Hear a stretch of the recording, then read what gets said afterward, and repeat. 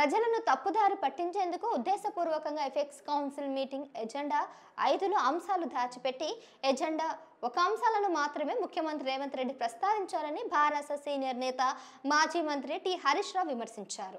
ఎంపీల సమావేశంలో media సమావేశంలోనే CM తన అబద్ధాల ప్రవాహాన్ని యథేచ్ఛగా కొనసాగించారని బుధవారం ఒక ప్రకటనలో ధ్వజమెత్తారు.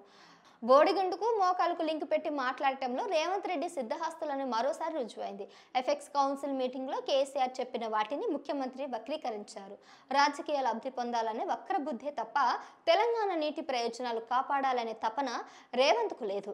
గోదావరి కృష్ణా నదులు అనుసంధానం ప్రాజెక్టుల విషయంలో తెలంగాణను సంప్రదించకుండా ఎట్టి పరిస్థితుల్లోనూ ముందుకు పోకూడదని, ఒకవేళ వెళ్తే అందుకు తెలంగాణ అంగీకరించదని కేసీఆర్ ఎజెండా 5లో స్పష్టం చేశారు. ఈ విషయాన్ని కావాలని దాచిపెట్టి స్వార్థపూరిత రాజకీయ లక్ష్యాల కోసం సీఎం అసత్యాలను ప్రజల ముందుకు ఉంచారు. మీడియాను సైతం తప్పుదోవ పట్టించే ప్రయత్నం చేశారు. అబద్ధాల పునాదుల మీద జరిగిన ఈనాటి రేవంత్ తతంగాన్ని ప్రజలు విశ్వసించరు అని హరీష్ రావు పేర్కొన్నారు.